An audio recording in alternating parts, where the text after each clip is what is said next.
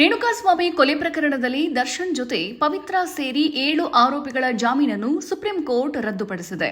ರೇಣುಕಾಸ್ವಾಮಿ ಕೊಲೆ ಪ್ರಕರಣದ ಆರೋಪಿ ದರ್ಶನ್ ಅವರ ಜಾಮೀನು ರದ್ದು ಕೋರಿ ರಾಜ್ಯ ಸರ್ಕಾರ ಸಲ್ಲಿಸಿರುವ ಅರ್ಜಿಯ ಆದೇಶ ಇಂದು ಹೊರಬಿದ್ದಿದೆ.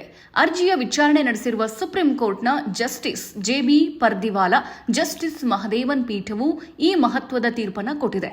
ಈ ಕೊಲೆ ಪ್ರಕರಣದಲ್ಲಿ A1 Pavitra Gowda, A2 Darshan, A6 Jagadish alias Jagga, A7 Anukumar alias Anu, A14 Pradosh, A11 Nagaraju alias Naga, A12 Lakshman ಜಾಮೀನು ರದ್ದುಪಡಿಸಲಾಗಿದೆ.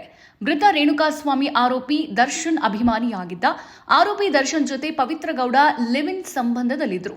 ರೇಣುಕಾ ಪವಿತ್ರಾಗೆ ಇನ್ಸ್ಟಾದಲ್ಲಿ ಅಶ್ಲೀಲ ಸಂದೇಶ ಕಳುಹಿಸಿದ್ದ. ರೇಣುಕಾಸ್ವಾಮಿಯನ್ನ ಅಪಹರಿಸಿ ಶೆಡ್ನಲ್ಲಿ ಕೊಲೆ ಮಾಡಿದ್ರು. ಆರೋಪಿಗಳು ಕೊಲೆಯಾದ ಸ್ಥಳದಲ್ಲಿದ್ರು ಎಂಬುದು ತನಿಖೆಯಲ್ಲಿ ಬಯಲಾಗಿದೆ. ಕಿಡ್ನಾಪ್ ವೇಳೆ ಕೊಲೆ ಸ್ಥಳದಲ್ಲಿ ಆರೋಪಿಗಳಿದ್ದಿದ್ದು ತಿಳಿದು ಬಂದಿದೆ. ಇನ್ನು ಕೊಲೆ ನಡೆದ ಸ್ಥಳದಲ್ಲಿನ ಮಣ್ಣಿನ ಮಾದರಿ ದರ್ಶನ್, A4 ರಾಘವೇಂದ್ರ, ನಂದೀಶ್ ಮತ್ತು ನಾಗರಾಜು ಪಾದರಕ್ಷೆಗಳಲ್ಲಿ ಸಿಕ್ಕ ಮಾದರಿ ಹೊಂದಾಣಿಕೆಯಾಗಿದೆ. ಡಿಎನ್ಎಯಲ್ಲೂ ಮೃತನ ರಕ್ತದ ಕಲೆಗಳು ಕೆಲ ಆರೋಪಿಗಳ ಬಟ್ಟೆಗಳ ಮೇಲೆ ಇದೆ. ಕೊಲೆ ನಡೆದ ಸಮಯದಲ್ಲಿ ಪವಿತ್ರ ಗೌಡ ಮತ್ತು A2 ದರ್ಶನ್ ಭಾಗಿ ಆಗಿದ್ರು. ಹೈಕೋರ್ಟ್ ಜಾಮೀನು ನೀಡಿದ್ದು ಸರಿ ಇಲ್ಲ. ದಾಖಲೆಗಳಿಗೆ ವಿರುದ್ಧ ತೀರ್ಪು ನೀಡಲಾಗಿದೆ. ಕೊಲೆ ಮಾಡಲು ಬಳಸಿದ ಆಯುಧಗಳು ಮಾರಕವಲ್ಲ ಅಂದಿರುವುದು ತಪ್ಪು.